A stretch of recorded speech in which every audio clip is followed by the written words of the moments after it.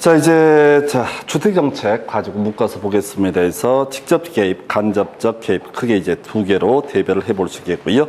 요즘에 이제 이슈가 되는 것 중에 하나, 분양가 상한제기 자주 나오고 있었고, 분양 시기, 선분양제, 후분양제, 개념별 내용 아닌데 나왔었고, 그 다음에 임대료 규제는 전통적으로 나왔던 출제 영역이 되게 됩니다. 그 다음에 임대료 보조하고요.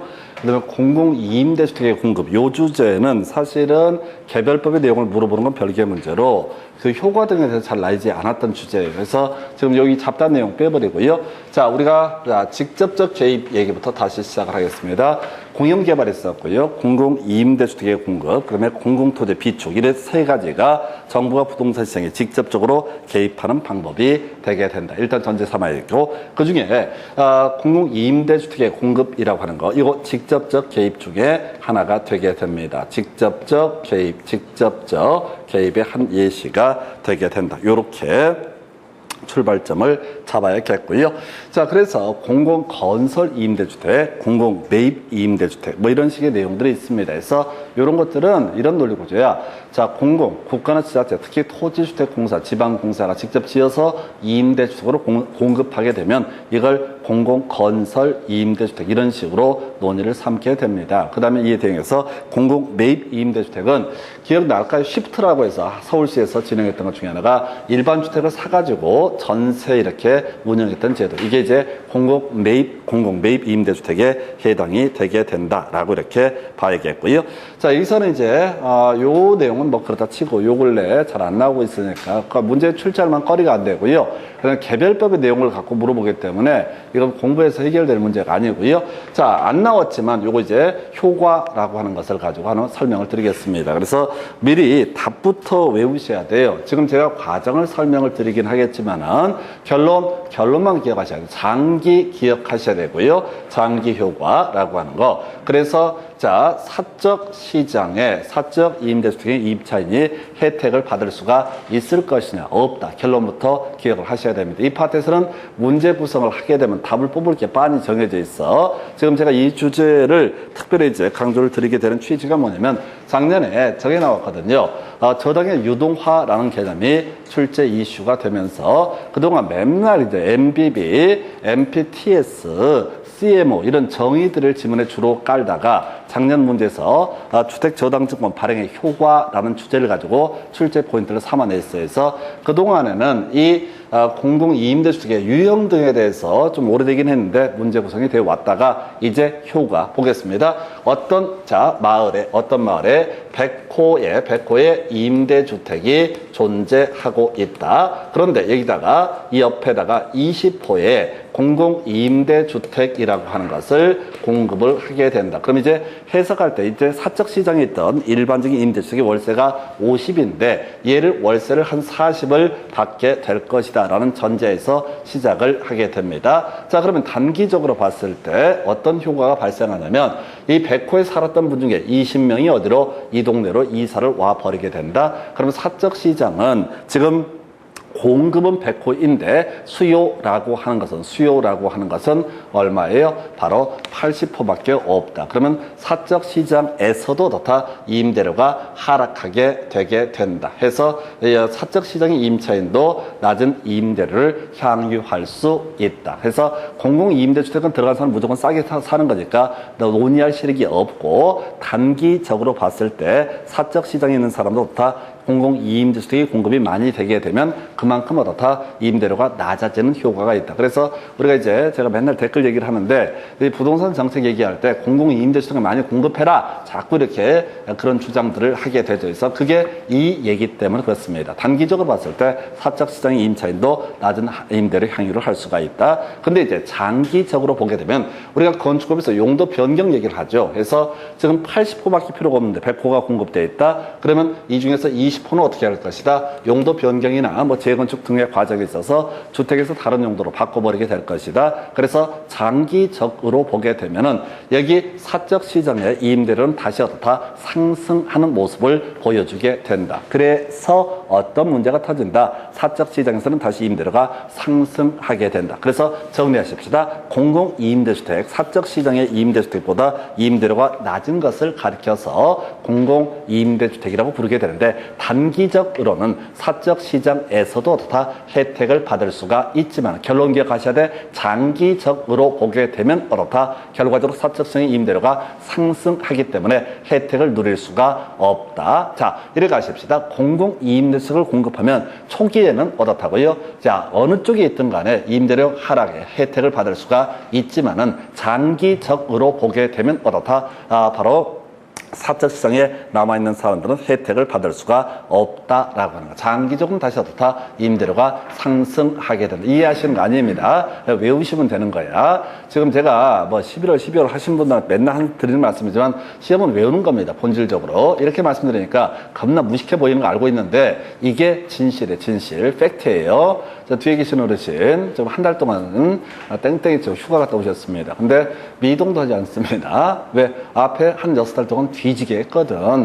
이제 제가 수업하다 보면 헛소리하면 거기까지 지적할 정도까지 숙달이 됐거든. 저렇게 되시면 어떻게 되겠어? 증은 무조건 따는 거야. 증은 따는 거야. 증은 따는 거야. 그래서 결국은 몰아서 하시, 몰아서. 공부는 몰아서 하는 게 장땡이고, 본질적으로 암기고, 대신 욕심 부리지 마시고, 다 가려고 하면 안 돼. 단기적으로는 임대료 하락의 혜택이 있지만, 장기적으로 다 임대료 다시 상승해서 혜택을 받을 수가 없다. 이게 공공 임대주택의 공급의 효과에 관한 주제가 되겠습니다. 자, 그 다음에 이제 나머지 간접적 개입 등에 관한 주제 가지고 검토를 해야 되는데, 여러분 자료에는 나와 있는데 이게 아마 빠져 있을 것 같은데, 자, 보게 되면은 그런 얘기가 있을 거예요. 선분양제, 후분양제, 이거부터 먼저 얘기를 가지고 설명을 드리겠습니다.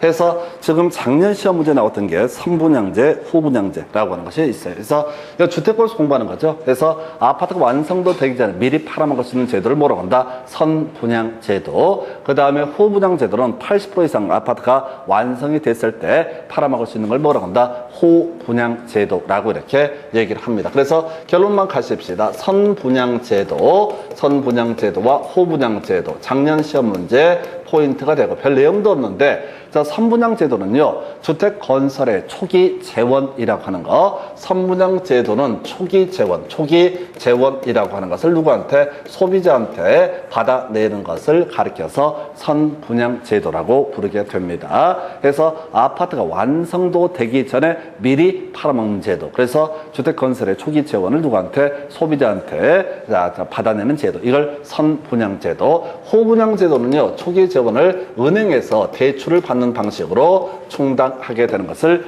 후분양제도라고 부르게 됩니다. 그래서 첫 번째 포인트가 뭐라고요? 재원에 관한 것이 하나의 이슈가 되게 됩니다. 그래서 내용 자체 없어요. 그리고 나서 자, 선분양제도의 장점, 문제점이랄까? 하여튼 이 때문에 발생하는 문제는 지금 초기에 분양권 사가지고 등등등, 그러면 이제 주택 가격이 상승하는 시기에 급상승의 문제 등이 발생할 수 있다. 전매 차익의 문제가 발생한다. 그래서 이 얘기의 논의의 전제는 무조건 집값은 오른다는 전제가 쌓여 있을 때라는 얘기입니다. 집값이 오른다고 전제가 되면 어떻다? 전매 차익의 문제가 발생하게 된다. 이렇게 가야 될 것이고, 이에 대응해서 자, 지금 이제 품질 자체는 뭐야? 자, 주택 하자라고 하는 거, 하자라는 것이 문제가 되게 된다. 그래서 요걸로 제일 사회적으로 시끄러웠던 게 부영 아파트라고 하는, 화성시에 지었던 부영 그 아파트라고 하는 데가 사진 보니까 정말 가관들이라, 완전 공사판도 이런 개판 공사판이 없는 상태인데 다 분양이 완료가 된 상태, 공급이 다 완료가 된 상태인데 바닥이 무슨 지진 난 것처럼 아주 개판 5분 전이에요. 그래서 그런 게 이제 왜 그런 문제가 터지냐면 그렇다고 그래요. 이 건설사에서 아파트를 지을 때 일부러 개판으로 지어야지가 아니라 하다 보니까 급한 데부터 공사를 하다 보니까 나중에 공기를 맞출 수가 없는 상태가 되는 거야. 그래서 일단은 공기를 못 맞추게 되면 손해배상 문제가 발생할 수 있거든요. 약속을 못 지켰으니까 손해배상, 건설사가 손해배상 책임을 지게 된다고. 근데 그 금액이 어마무시해진다고, 쪽수가 많기 때문에. 그래서 일단은 뭘 하고 보는 거야. 자, 일단은 공급하고 보는 거야. 뭐 벽에 좀 물이 새면 어때? 창문에 좀 깨져 있으면 어때? 나중에 차근차근 되는 대로 어떻게 하면 돼? 채워 넣으면 되지. 이런 식으로. 근데 하자가 너무 심하다. 이게 이제 선분양제도의 문제점으로 제시가 된다. 그래서 다시 갑시다. 선분양제도는 초기 건설 재원이라고 하는 것을 누구한테? 소비자한테서 받아내서 그 돈으로 아파트를 짓는 제도를 얘기하게 될 것이고, 이때 집값이 뜨게 되면은 누구 입장에서 자, 지금 소비자 입장에서는 전매 차익을 노릴 수가 있다. 도박하는 거죠. 그런데 이제 단점으로는 제품의 하자가 발생했을 때 하자의 보수의 문제가 제시가 된다. 그 정도가 되겠고, 지금 이제 경기도에서 특히 이제 지방공사 차원에서 후분양제도 추진하겠다. 이렇게 계속 얘기가 되고 있습니다. 후분양제도는 초기 건설 재원 자체를 은행에서 대출을 받거나 자기 자본으로 아파트를 지은 다음에 분양하는 것. 그래서 이게 후분양제도가 되게 될 것이고, 대신 이제 단점으로 가끔 제시되는 것이 그렇습니다. 만약에 집값이 뜬다고 했을 때 소비자는 더 비싼 금액에 사야 된다라는 것이 문제점이 제시가 되게, 문제라기보다는 그런 현상이 나타날 수가 있게 될 것이고요. 그 다음에 이제 대신 하자 문제는 어떻다? 하자 발생할 가능성은 낮아지게 된다라고 하는 거에서 요 정도. 그래서 혹시 주택가격 상승에 따라서 소비자가 먹게 되면 선분양 제도가 될 테고, 후분양 제도는 개발업자가 먹게 되는 것을 후분양 제도라고 부르게 됩니다. 그래서 뭐 내용 자체 그렇게 어렵지 않고요. 그래서 요 정도가 자, 주택 건설 관련해서 자, 선분양, 후분양 제도라는 개념 보셨고, 그다음에 이제 공법 공부하면 날로 먹는 제도죠. 그래서 작년에 이제 시험 문제 답이 됐던 게 주택 조합이라는 제도가 있습니다. 그래서 많은 세 구성원 주택을 직접 건설 등을 해서 자, 우선 분양 등을 받는 제도. 이게 바로 주택 조합 제도라고 이렇게 부르게 됩니다. 그래서 주택 조합 제도에는 지역 조합, 직장 조합, 리모델링, 주택 조합 등이 있는데, 사실은 이거 학개론에서는 공부할 수 없는 영역이고요. 나중에 2차 과목 공법에서 주택법에서 주로 논의하는 주제가 바로 주택 조합 제도가 되게 됩니다. 그래서 혹시 1차만 하시는 분들이 혹시 있으면 그냥 요거 그냥 단순하게 한번 나왔다. 그 정도로 기억하실 거, 더 들어갈 수 없어요. 딱 한 번 나왔기 때문에. 자, 그 다음에 주택의 공급에 관련한 주요 이슈, 지금 분양가 상한제라고 하는 거 나와 있고요. 그 다음에 여러분 자료에는 조정 대상 지역, 투기 과열 지역. 자, 외울 때 주택법 할 때부터 제가 분조투 이렇게 설명을 드립니다. 그래서 분조투가 뭐냐? 그래서 분양가 상한제, 공공택지에서 분양가 상한제 적용하고요. 그 다음에 또 일정한 분양가 상한제 적용 지역으로 지정되면 분양가 상한제를 적용을 하게 됩니다. 이게 하나의 이슈가 되겠고, 그 다음에 이제 시험용으로 이슈가 되는 게 도시형 생활주택 관광특구라고 하는 것은 분양가 상한제 적용하지 않는다. 그래서 아까 분양가 상한제 적용 지역은 국토부 장관이 지정합니다. 조정 대상 지역 국토부 장관이 지정합니다. 투기 과열지구 국토부 장관 또는 시도지사가 지정을 합니다. 그래서 별 내용 자체는 아닌데, 이게 이제 입법 과정에서 지자체까지 매개가 되는 제도, 가장 오래된 법제도가 투기 과열지구 제도입니다. 그래서 이 분조투의 공통적인 속성은 뭐냐면요, 전매 제한입니다. 자, 분양가 상한제 적용 아파트라든가, 그 다음에 조정 대상 지역, 투기 과열지구, 공통적인 이슈가 뭐라고요? 여기서 새롭게 신규로 건설 공급되는 아파트라고 하는 것은 어떻다? 전매 제한, 일정 기간에 전매 제한을 받게 된다. 그럼 그 기간이 얼마나, 이런 것들은 의미가 없고요. 해서 자, 차이점 차이를 몇 개, 자, 특징들을 몇 개 보게 되면은, 자, 이게 이제 조정 대상 지역에서 제일 마지막에 작년에 만들어진 제도이고요. 이 조정 대상 지역에서 논의 핵심 포인트가 뭐가 되냐면은 양도소득세에 대한 중과 문제가 터지게 됩니다. 예를 한번 들어볼까요? 우리가 자, 세법에서, 소득세법에서 1세대 1주택 9억 이하 국내 소재 주택 중에서 양도소득, 주택에 대한 양도소득은 원칙적으로 비과세 이렇게 가게 되는데, 이 조정 대상 지역이다 그러면 2년 보유 외에 2년 거주 요건까지 충족해야 어떻다? 비과세 혜택을 받을 수 있다. 그래서 이 조정 대상 지역과 관련해서는 일단 비과세 혜택을 받기 위한 요건이 어렵고요. 두 번째, 만약에 자 양도소득세 계산 과정에 있어서도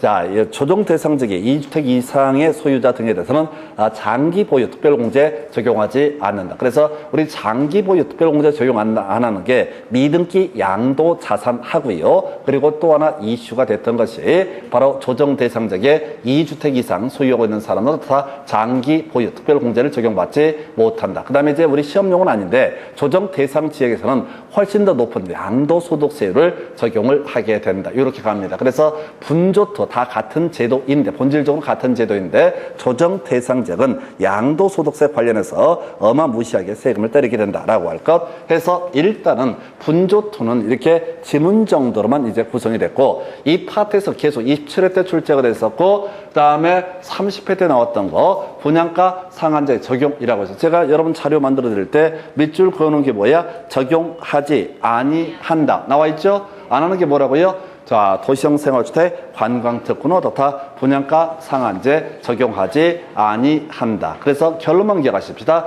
자, 분양가 상한제에서 지금 27회 30회 문제 모든 맥락 다른 거 다 필요 없고 일단은 분양가 상한제 포인트가 됐던 것은 뭐라고요? 적용하는 것은 외우면 안 돼. 적용하면 안 돼. 적용하는 거 외우면 안 돼. 이게 원칙과 예외 문제거든요. 자, 요 체계를 한번 설명을 드릴게요. 자, 공공택지다. 그러면 원칙적으로 분양가 상한제 적용합니다.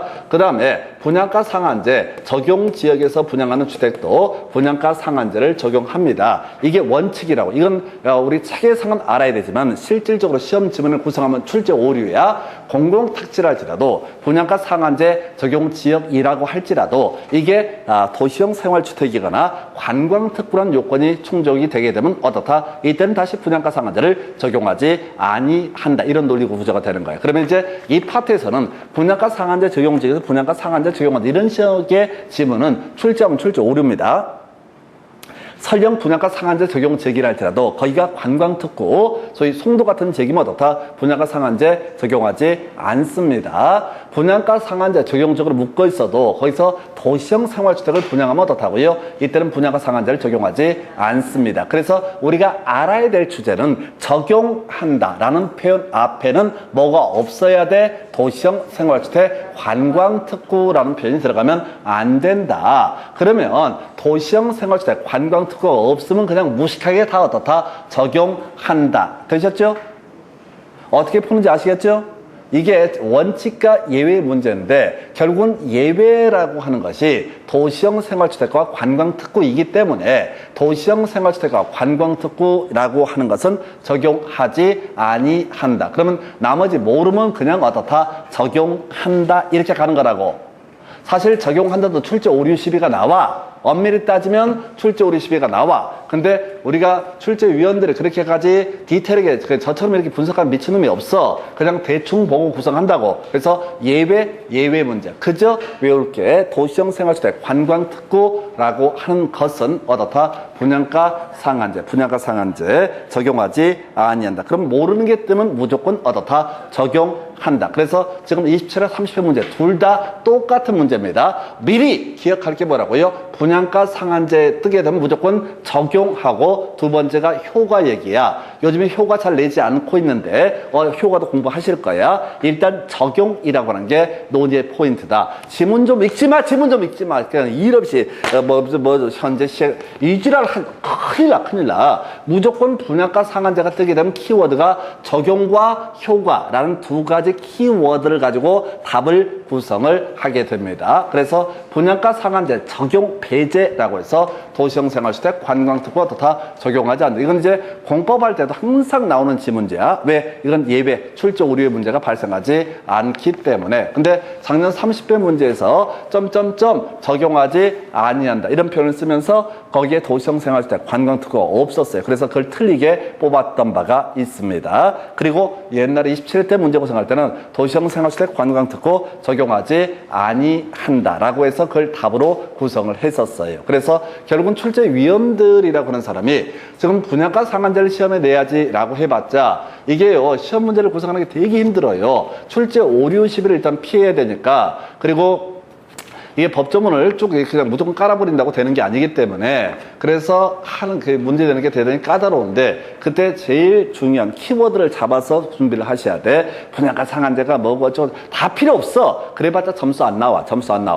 점수가 나오는 방법은 일단은 27회 30회 둘 다 모든 문제의 포인트는 뭐야? 적용이라고 하는 것을 키워드로 잡아내게 됩니다. 그래서 적용이라고 하는 거 요거 하나 이슈. 그 다음에 이제 효과 볼까요? 이렇게 가십시다. 자, 분양가 상한제 적용하면 어떻다? 이게 이제 싸게 분양한다라는 취지니까 초과 수요가 발생하고 그래서 불법 전매 문제가 발생한다. 안중에 자, 수요는 자, 이게 1번 수요, 2번 공급했을 때 출제 포인트는 뭐가 된다? 공급이라고 하는 거. 그래서 공급 입장에서 보게 되면은 전매차익이 작기 때문에 공급은 어떻다? 감소하게 될 것이고 그 다음에 오히려 주택 가격은 어떻다? 상승하게 된다. 그래서 앞에서 우리가 정부가 부동산 시장에 개입할 수 있는 원인이라고 해서 외부 효과라고 하는 거, 불완전 경쟁 시장, 그다음에 공 들어갔었지, 공공재 부족 문제 나왔었죠. 그래서 정부가 부동산 시장에 개입했다고 해서 무조건 문제가 해결되는 것이 아니라 그때 오히려 사회적 후생 손실이 발생할 수 있다. 이런 게 이제 분양가 상한제를 적용했을 때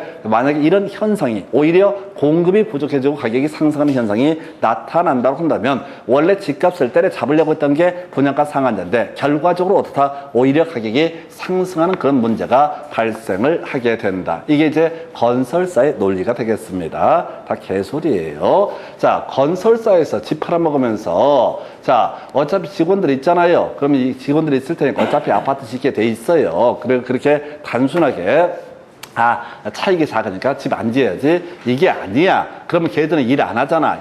그 월급 나가는데 말이 안 되는 거예요. 그래서 어찌됐든 간에 이건 이제 쓸데없는 소리고 결국은 장기적으로 다 공급 감소 그리고 가격 상승의 효과가 발생할 수 있다. 이런 정도가 출제 이슈가 되겠고요. 나머지 조정 대상자 투기 관리적으로는 여러분 자료에 들어가 있으니까 지정권자 정도만 기억하시고 버리시고요. 자, 그다음에 임대료 규제 거의 시험 문제 거의 매년 답을 뽑았던 주제가 임대료 규제라는 개념이 되게 됩니다. 그래서 이건 이런 식이죠. 자, 지금 엄마하고 제일 이제 세상에 원수 같은 인간이 엄마예요. 엄마가 제일 짜증나. 그래서 특히 엄마가 올바른 얘기를 주로 하게 되면 더 아들은 겁나 짜증이 더 납니다.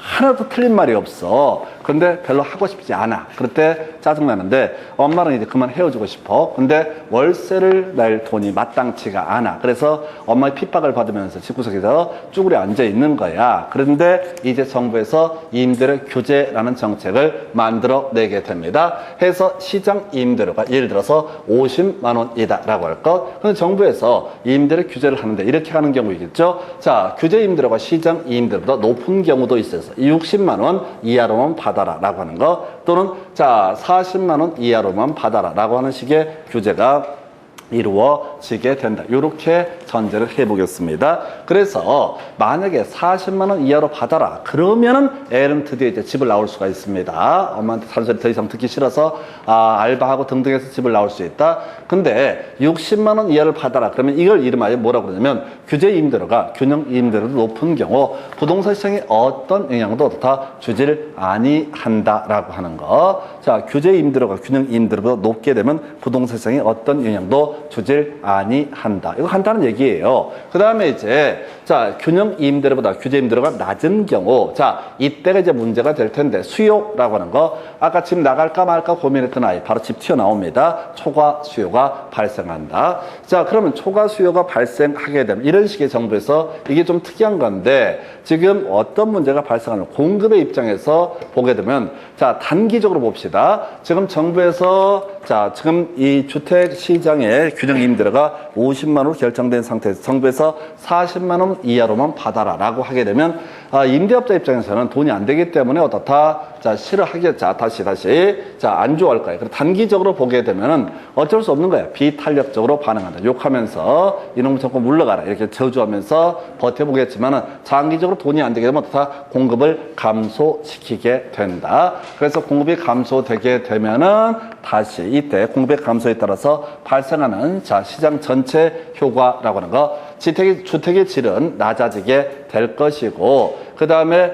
임차주택이 없기 때문에 세 들어갈 주택이 없기 때문에 주거 이전은 어떻다? 어려워지는 모습이 나타나게 된다. 해서 자, 요거는요, 인간적으로 임대료 규제는 올해 시험에 나오고 안 나오고를 떠나서 이거는 제가 지금 설명드린 이 정도를 줄줄줄 다 깨셔야 돼. 이게 케이스 바이 케이스가 좀 몇 가지가 있는데 수요는 별 쟁점이 안 되게 될 테고 나머지 공급하고 공급에 있어서 단기와 장기 두 개로 대별해서 정확하게 기억하셔야 됩니다. 그래서 자, 여러분 자료 보니까 높은 경우 영향을 주지 않는다. 낮은 경우 수요는 별 필요 없고요. 자, 지금 자, 이거 오타가 있구나. 지금 나중에 새롭게 교재 나갈 때는 수정을 해서 가겠습니다. 낮은 경우, 규제 임대료가, 균형 임대료도 낮은 경우라고 하는 건 거기 자, 초과 수요가 발생한다라고 하는 걸로 끊어야 되겠고요. 자, 뒤에 불법 전매 현상은 오타입니다. 그 다음에 자, 공급 임대기 보니까 규제 임대료가 시장 임대료도 낮을 때 공급이 감소하고 주택의 질은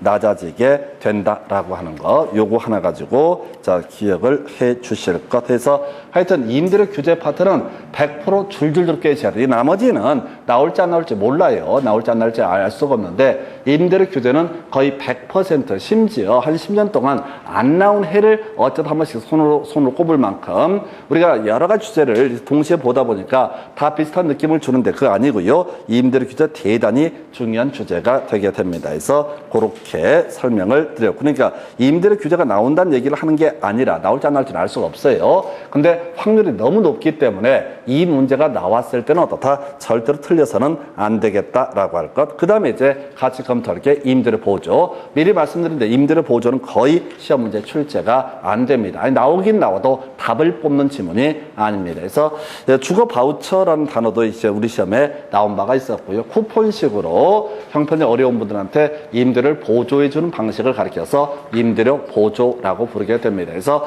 똑같은 논리 구조야. 아까 자, 지금 이제 임대료 보조 얘기하다가 나왔었는데 옆으로 했었는데 지금 시장 임대료가 50이다. 그런데 이제 젊은 청년들이 집 나오겠다, 독립하겠다고 했을 때 정부에서 10만 원씩 보조금을 지급을 하겠다라고 발표를 합니다. 이게 이제 임대료 보조에 관한 부분이 될 테고요. 그러면 이제 이때 임차 주택에 대한 수요가 증가하고요. 수요가 증가하면 가격은 오히려 상승하는 문제가 터집니다. 원래 시장 임대료가 50만 원이었는데 정부에서 10만 원 보조를 해준다고 치면 이 임대업자들이 어떻게 하는 거야? 한 52만 원 올려버리는 거야. 갑자기 애들이 막 튀어나오니까 52만 원 올리는데 실제 그 세입자 입장에서 부담한 건 42만 원이니까 정부에서 보조해 주는 것 때문에 괜찮아. 그런데 이제 장기적으로 보게 되면 특징이 뭐냐면은 공급이 이제 지금 투자해서 마땅한 투자처가 없는데 임대주택 사업하면 돈 된대더라 라는 소문이 퍼지게 되면 공급 증가하고 어떻다 장기적으로 임대료가 하락하게 된다라고 해서 이것도 아직은 답을 안 뽑은 쟁점인데 지금 앞에서 공부했던 두 가지 주제랑 비교를 해서 보셔야 돼. 앞에서 했던 것 중에서 저거 있었지. 공공 임대주택을 공급하게 되면 장기적으로 사적 시장에 남아있는 사람은 어떻다? 혜택을 받을 수가 없다. 요 주제 결론. 아까 공공 임대주택을 공급하게 되면 장기적으로 어떻다? 사적 시장에 남아있는 사람은 혜택을 받을 수가 없다라고 하는 거. 요거 하나 지적을 해드렸었죠. 지금 같은 페이지에 요약집 갖고는 같은 페이지에 있는 내용을 가지고 설명을 드리고 있습니다. 한편 자 임대료 보조 있게 되면은 장기적으로 다 임대료 하락하게 된다라고 하는 거에서 임대료 보조 정책을 펼치게 되면 장기적으로 다 임대료 하락하게 된다. 그래서 다시요 직접 지어서 임대주택을 공급하게 되면 다 장기적으로 봤을 때 사적 시장의 임차인은 혜택을 받을 수가 없다. 그런데 만약에 정부에서 정책 수단을 뭐로 채택을 하게 되면 임대료 보조 정책을 채택을 하게 되면은 사적 시장에서 임대주택의 공급이 증가됨으로써 어떻다 장기적으로 임대료가 하락하게 된다. 해서 직접 삽질해서 자 그 주택을 짓게 되면 짓는데 한계가 있잖아요. 그러니까 사적 시장은 장기적으로 다 혜택을 받을 수가 없다. 근데 보조금이라는 제도를 활용을 하게 되면 장기적으로 사적 시장 이 시장